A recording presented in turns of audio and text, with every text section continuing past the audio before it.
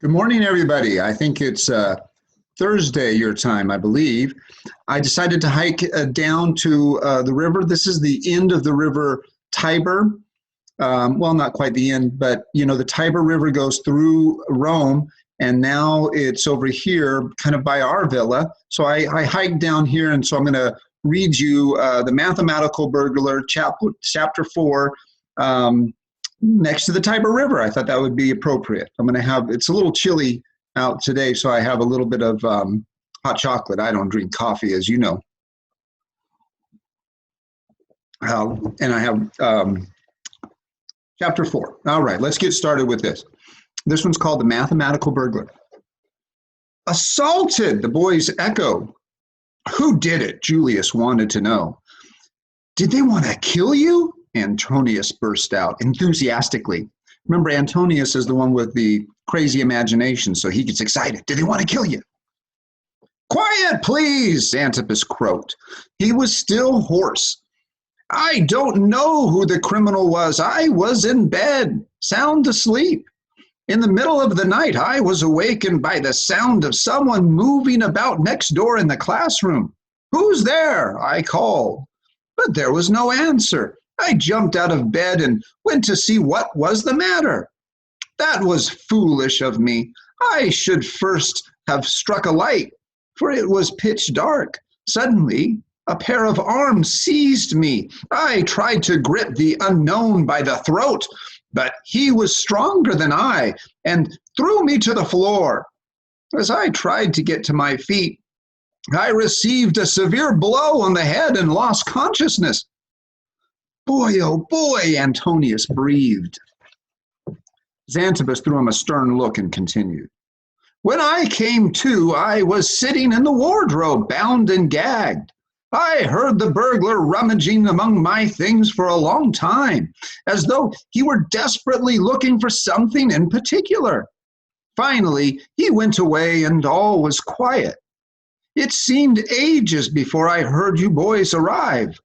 But I could not call to you because of the cloth over my mouth. If you had not freed me so soon, I would certainly have suffocated in that wardrobe. Anxiously, he touched the lump on his head again, then felt his injured leg groaning.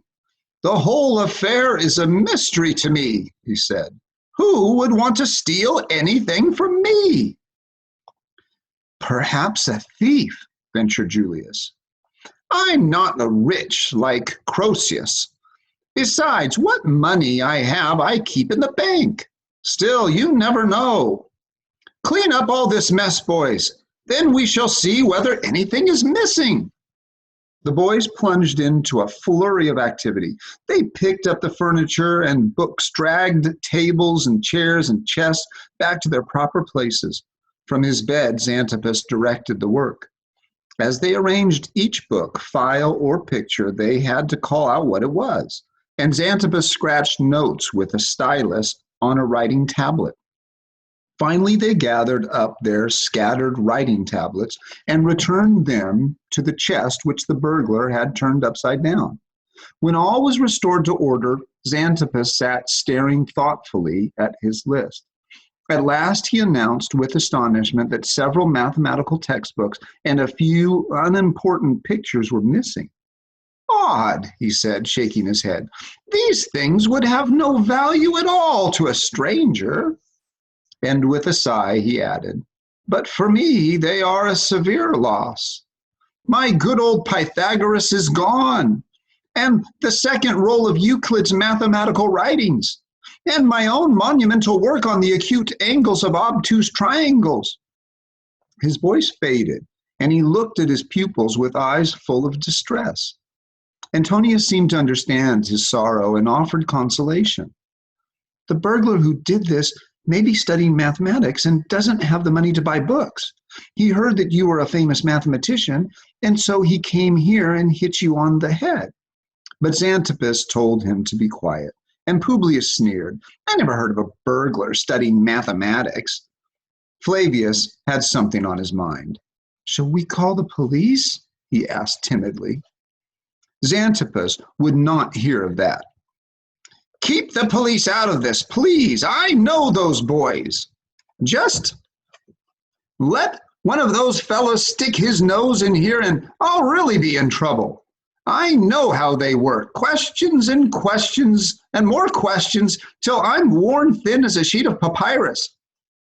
They'll poke around among my things all day long, turn everything topsy-turvy and find all kinds of clues, only they won't find the thief. Yes, they're awful dumb, Antonius chimed in. I once asked a policeman at the forum how late it was. He stared blankly at the big sundial back at the rostrum and finally said, I don't know. It was raining, you see. A sundial, you need the sun shining so that you see the shadow. You talk too much, their teacher commented. Your tongue will be your undoing one of these days. Alarmed, Antonius squinted at the tip of his tongue. You may go now, Xanthippus said. The recent experience had not sweetened his temper. Still, he felt it proper to add, I am thankful to you for coming to my rescue. We only did our duty, Mucius said modestly, and Antonius, not in the least abashed by his teacher's sharp words about his tongue, put in innocently, we didn't know you were in the wardrobe. We thought you had been changed into a pig, the way Odysseus's men were by the beautiful enchantress Circe. You remember that? See, that's a reference you now know. Xanthippus glared blackly at him. All right, get to your seats. Oh, I'm sorry, that was Mucius. All right, get to your seats, Mucius ordered, and started driving his friends out of the room. But Xanthippus had other ideas. There will be no school today. You may go home now. You need not come tomorrow either. I shall give the class a few days' vacation. I must stay in bed until my leg is better. I shall send word when school starts again. The boys whooped with joy at the unexpected vacation, but Mucius suddenly became grave. Hesitantly, he asked, Then you will not be going to see Rufus's mother today? Xanthippus, who was now standing on one leg and straightening out his bedclothes, pivoted around. See whom? He asked absently. Rufus's mother. You were going to see her today because of what Rufus did. Mucius paused and looked distressed. Remember the fight with Caius? And Xanthippus expelled him and said he was going to go see his mom. Xanthippus cleared his throat. Oh, yes, he murmured. Wait a moment. Groaning, he crawled back into bed, pulled up the covers, and lay back on the pillows, sighing with relief. For a while, he stroked his beard reflectively. Then he said, I had no real intention of going to see his mother. My idea was to give Rufus a good scare and teach him a lesson. Then Rufus can come back to school after the vacation? Mucius asked happily. He may, Xanthippus replied graciously. On the whole, he is not a bad pupil. I wouldn't want to make him miserable because of a single prank. I know what it means to a young Roman to be a pupil in the Xanthos school. And I hope you know it too. Oh yes, the boys cried sincerely. They really were proud of their school. Xanthippus nodded with satisfaction, but suddenly turned stern. He barked. But woe betide you if I ever see such bad conduct and unspeakable lack of discipline as yesterday's. If I ever do, you will all be expelled. Now out with you. This holiday is a gift of the gods, Julius said when they were out on the street. He rubbed his hands in glee. We have to celebrate. Hey, let's play cops and robbers, Antonius suggested. I'm the robber and you can be the policeman. Or we'll play war. I'm the Roman and you're the barbarians. Or we can play chariot racing too. I'm the driver and you're the horses. You be a jackass and we're going to tan your hide, Publius joked. I have a better idea. Let's go down to the Tiber behind me now. Let's go down to the Tiber. A big Egyptian galley, which is a big ship, has moored at the cattle market. We can sneak on board and have a good look. That's dangerous, Flavius warned them. If the sailors catch us, they'll give us a beating. Let's play ball on the fields of Mars. No, no, I have a better idea, Julia said. A shipment of wild animals has come in at the Taurus amphitheater. We can watch them being taken to their cages. Marvelous, Antonius agreed. There'll be elephants and lions and dragons. Come on. He was about to start off at a run, but Mucius held him back. We must go to see Rufus first, he said. Why? The others wailed in disappointment. To tell him that Xanthippus had called the whole thing off. Poor Rufus thinks he's been expelled.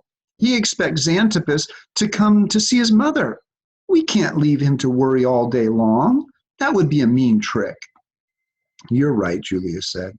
And then he can come with us. See, they care about their friend Rufus, and Mucius seems to always want to do the right thing.